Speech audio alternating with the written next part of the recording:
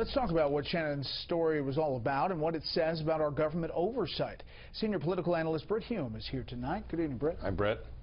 It is not unusual for judges to object to what they consider unfair conduct by lawyers who practice before them.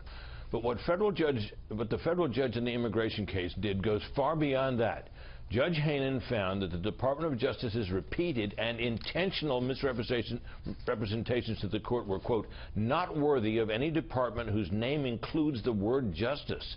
He then took the unheard of step, as Shannon reported, of ordering the Attorney General to institute remedial ethics training for Washington-based Justice Department lawyers practicing in the states affected by this case.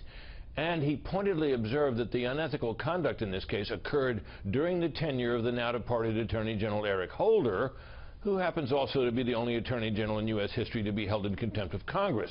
Holder, you may recall, was found to have withheld documents from Congress in an investigation of an ill-fated gun-running sting operated by the Justice Department.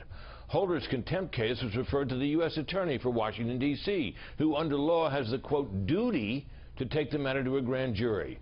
But that prosecutor never did. After all, he worked for Eric Holder.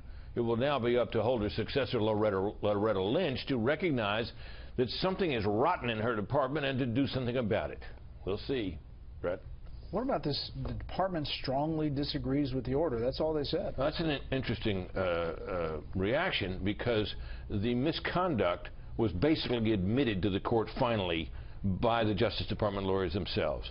The program had gotten started. They had represented to the court that it hadn't. They finally came to the court, sometime after the damage was done, and said, oh yeah, there are 100,000 immigrants have already been processed through this program. We kind of overlooked that.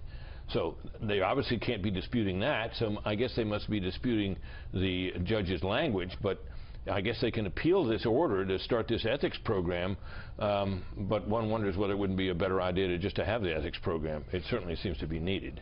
It could affect other elements beyond immigration. Exactly right. All right, Britt, thank you. You bet.